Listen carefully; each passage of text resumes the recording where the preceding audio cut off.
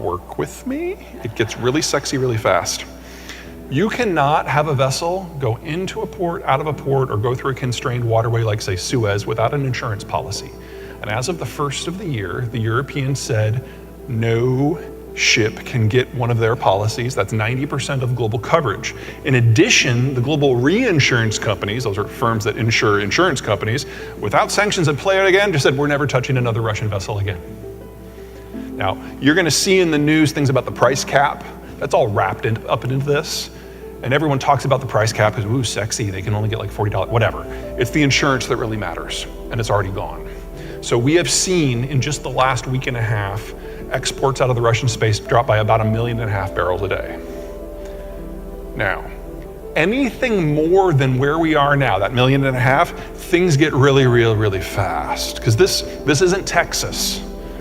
In Texas, if for whatever reason the ports can't get rid of the crude, they just shut in the well. They don't like to do it, but they can do it. But in Russia, if you shut in a well in the permafrost, which is where most of this stuff comes from, it freezes solid. And the water that comes up as a byproduct turns into ice, and when we're in Louisiana, you're like, what? What's ice? It's like, when water freezes into ice, it expands and it pops the pipe from the inside. Now, they've got about 1.5 million barrels a day that's further west that's not on the permafrost. That they can turn on and off. Any more than that, they're cutting into the permafrost wells. And the last time the permafrost wells went offline, it was 1989. The Soviet system collapsed and they lost the entire network. And it took them 30 years to repair the damage. It's not quite right. It took Western techs 30 years to repair the damage, and the Western techs are gone. So we can very easily see a scenario where 2 to 4 million barrels a day of Siberian crude goes offline and does not come back for decades. And energy is not a normal product. You know, if you can't get wheat, you can eat corn. If you can't get corn, you can eat soy, whatever. If you can't get fuel, things stop. If you need a gallon of gas to get to work, but you can only get 9/10 of a gallon, not only will you pay whatever you have to do to get that last little bit, the price you pay for that determines the entire market. So just losing 2 million barrels a day of Siberian crude, you know, that's enough to jack energy prices up by $60, easily. And there's more where that came from. So remember, green's oil, right? We're now looking at the reds.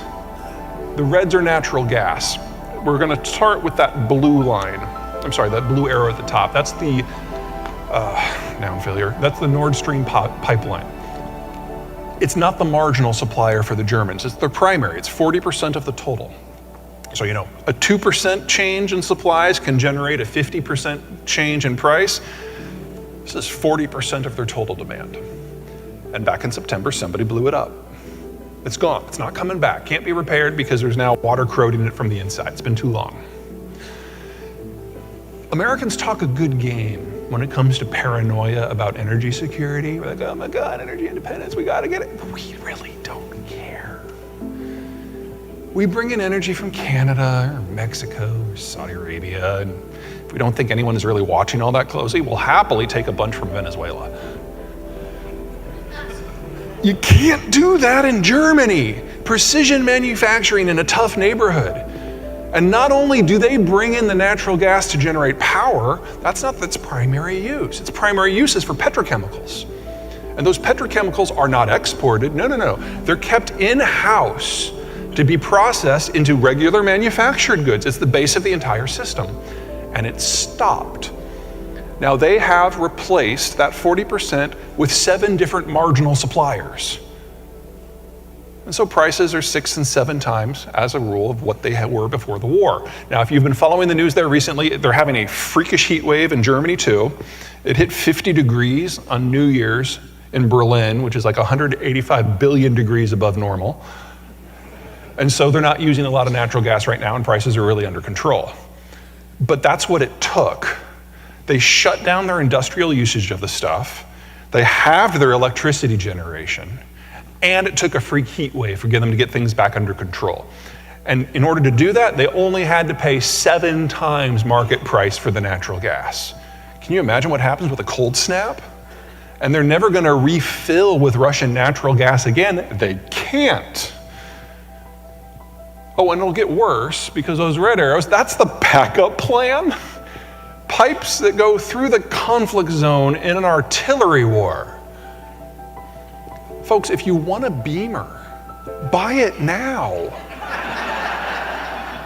This is the last model. Should probably get 10 years of parts too. But we're looking at the end of the German manufacturing system in less than 2 years. The closest natural gas to Germany that's not Russian is in Nigeria. That's a 15-year program at least to get it online in there. All right. Oh, this is fun. So Chairman Xi of the People's Republic of China, head of the Communist Party, has now consolidated more power unto his person than any human in history. More than Caligula of Rome, more than the Kim dynasty in North Korea, more than anyone at any time in any place. And as a result, things are breaking down. Even if he were the smartest person in human history, you can't manage a system of 1.5 billion people by yourself. And he has now executed the messenger so many times that no one wants to bring him any information. Not information that they think will piss him off, any information, because they don't know the status of the voices in his head, and they don't know what will trip him. So, great example. You guys remember last February? February before last? Sorry, New Year's, everything's fuzzy. February of 2021. The Chinese were experiencing rolling black and brownouts. Best guess is that Xi didn't find out until September. You know who told him? Joe Biden. On a phone call. It just came up in conversation. Now, we're in the South. I'm gonna guess that there's some fairly well-formed opinions about Uncle Joe in this room.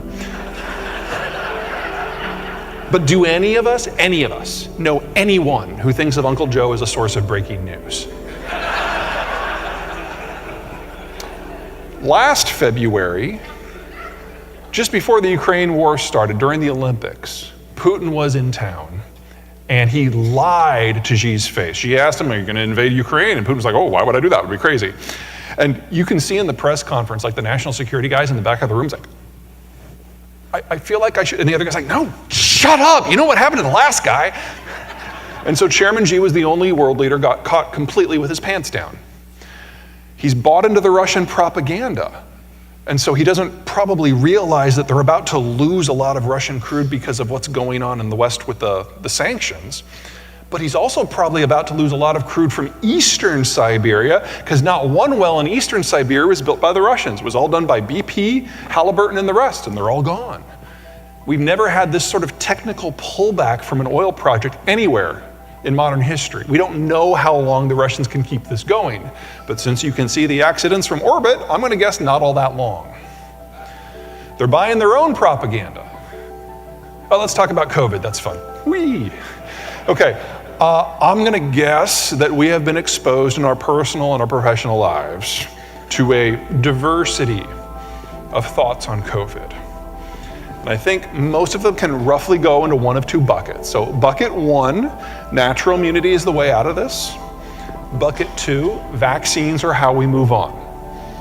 But I think if we're all being really honest with ourselves, not each other, not with me, with ourselves, at home, in the dark, with the doors locked and the blinds pulled, alone, we will admit that there's some points on the other side of the discussion that are worth considering. Is that fair? Can't have that conversation in China. And not simply because it's an information-controlled area. The CCP was successful at keeping COVID out of the general population. No one has natural immunity. And every country that has tried the Chinese vaccine has sent it back because it doesn't work. What's going on in China right now, we don't know where this is gonna go. but we have never seen a population so big and so unprepared subjected to something like this ever. All of the current strains that we have data on, which isn't all of them, I'll admit, show that the strains circulating in China are not a communicability that is in excess of measles. And two of the strains, the ones that we think are dominant,